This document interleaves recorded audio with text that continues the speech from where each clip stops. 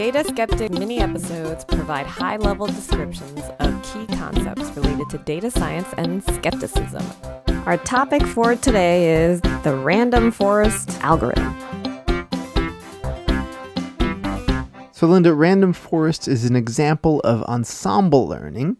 Maybe we should start by reviewing tree-based learning. We did an episode on decision trees a long time ago. You may or may not remember, so we should review that. The purpose of a single decision tree is to ask a bunch of questions and lead you to an answer. So for example, it could be a decision tree that tries to decide if you should issue someone a loan. So it might first ask, are they employed or not? For people who are employed, it might then ask about maybe their FICO score. And depending on if that's high or low, it would go on to some other set of questions. But for people who are unemployed, it would ask something like, are they of retirement age? Or do they own their house? Or do they make, other income? Stuff like that. Mm-hmm. The decision tree tries to capture sometimes nonlinear relationships by asking the right series of questions and leading you to a good classification answer. How do you know it's not linear? Because if you follow the line, to me, is that not linear? Oh, so by nonlinear, good question. I meant that in comparison to something like a logistic regression, where you would put different weights on different variables, like let's say you were trying to score whether or not someone was, a good prospect for a loan. Maybe you would say like, for every year they've been at their job, their score goes up a little bit. And for, if they've been at their job not very long, the score goes down. And that's there's a linear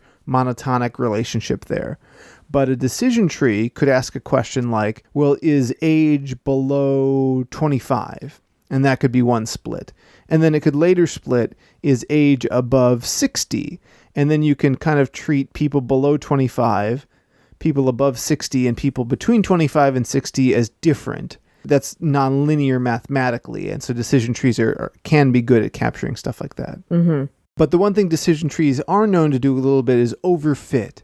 If you allow the tree to be super deep and super complicated, then it can pretty much describe your whole training set. There's a couple of notions here we should discuss. The first one is bagging, and bagging is an abbreviation for boosted aggregation. Boosted aggregation is the idea that if you have a training set, you would sample and resample from it, and then make a model of each sample, and you would average them out. So let's talk about what that means a little bit more. With just a decision tree, you might take your whole training set and build a model, build one model. But bagging, boosted aggregation, is saying, well, let's actually make a couple of random subsets of that. So you sample with resampling, and then you train a model on maybe only 100 examples from the history. And then you do that again and again and again. You create n number of models. And then you ask all the n models when you have a new customer, like, hey, does this person look like a good customer or not? And each model is kind of like voting. So if the majority of them agree, oh yeah, that's a good customer, then you trust the models. If, the majority say it's a bad customer, you'd go with that. So it's a way of training weak models, but averaging them out. That's the basic concept of bagging. When have you used this at work? Oh, I use random forest and XGBoost and things like that quite a bit. I find that these ensemble methods are really good when your data is pretty stochastic, meaning that the results you get of the different features change in different scenarios. Mm-hmm. So random forest is an example of bagging, but actually it takes it a little bit further. It does something called feature bagging. And that's where of all the available features, you might even take a subset of that. Maybe let's get into an example. So imagine you were working at a bookstore. Customers come in and you have to size them up, ask them just, a few questions. You can't annoy them. You have to ask them maybe 3 or 4 questions and then direct them to the right section. Let's go through some hypotheticals. Let's just say if you didn't know me, but you worked at the bookstore and I walked in, what kind of books do you think I'm looking for?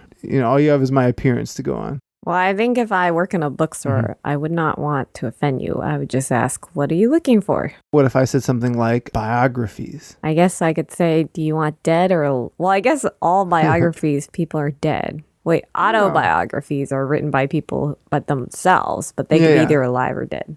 I guess biographies can be alive or dead. Do I want to read the biography of Genghis Khan or Bill Gates? Mm-hmm.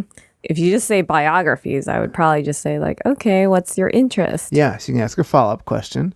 What kind of follow-up question would you ask? I would just be what's your interest? Maybe I'd say politics. Okay, then I might say, oh yeah, well, we have a great Obama one that's on sale. There you go. Maybe that's what I would buy.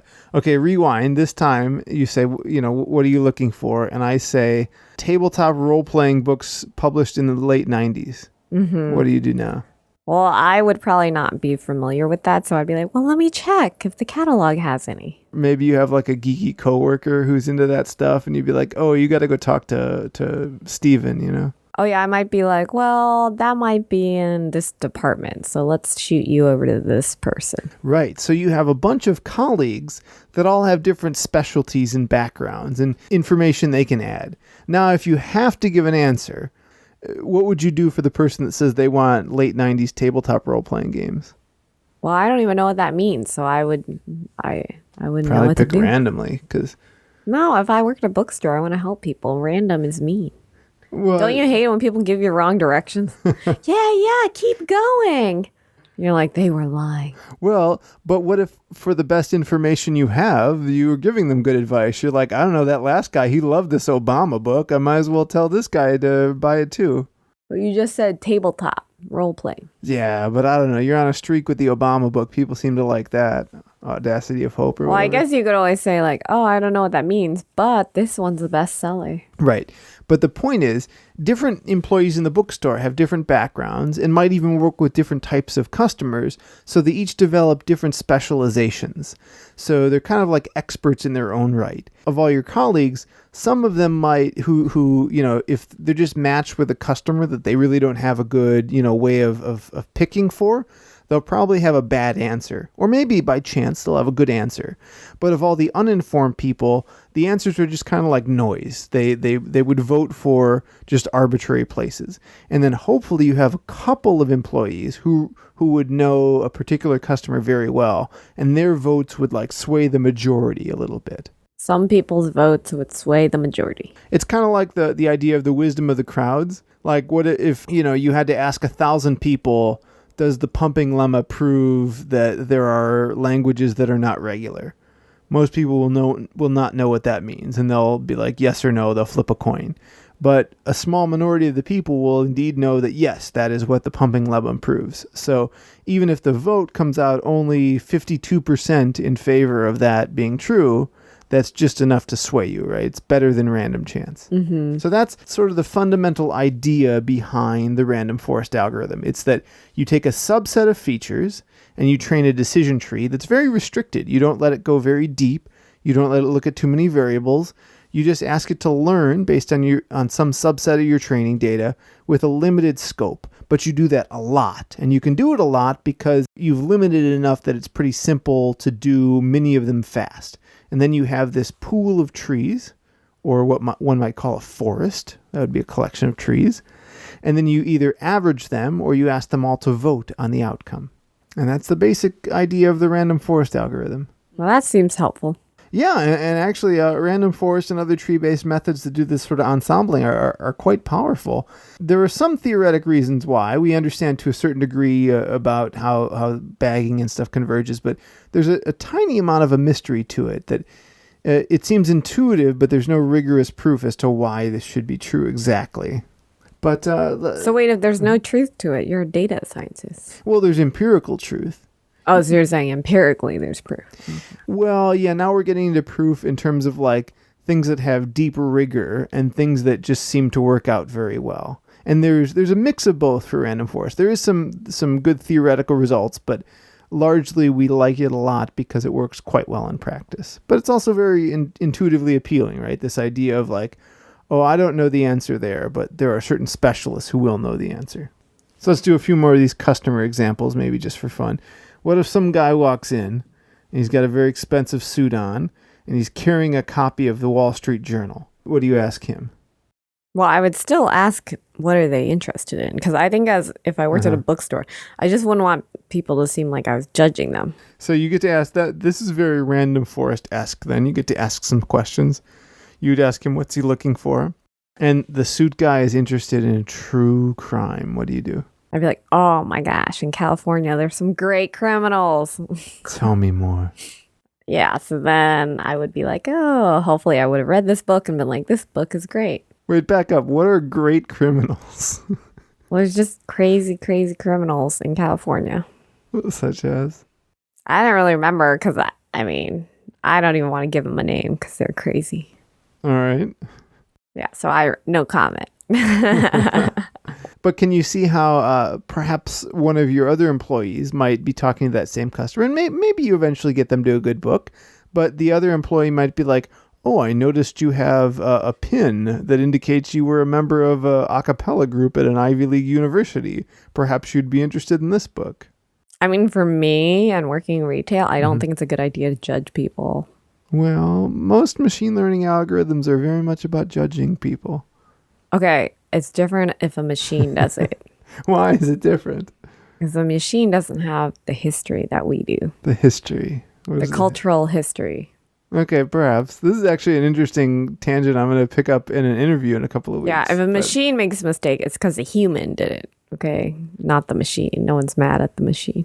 Well, now we're off on quite an interesting topic, but a tangent nonetheless. So maybe to wrap up, Linda, tell me, as a test of how well I may have conveyed this, what is your understanding of the random forest algorithm?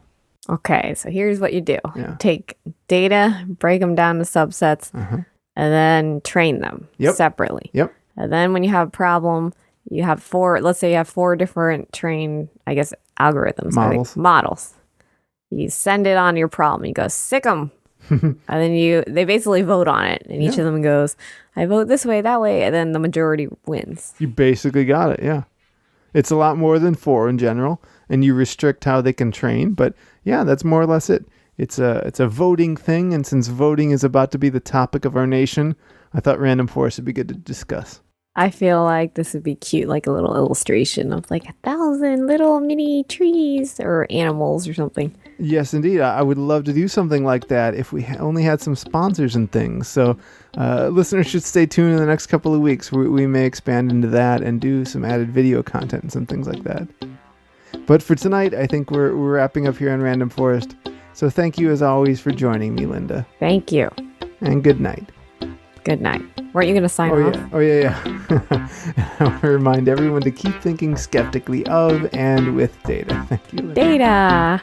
For more on this episode, visit dataskeptic.com. If you enjoyed the show, please give us a review on iTunes or Stitcher.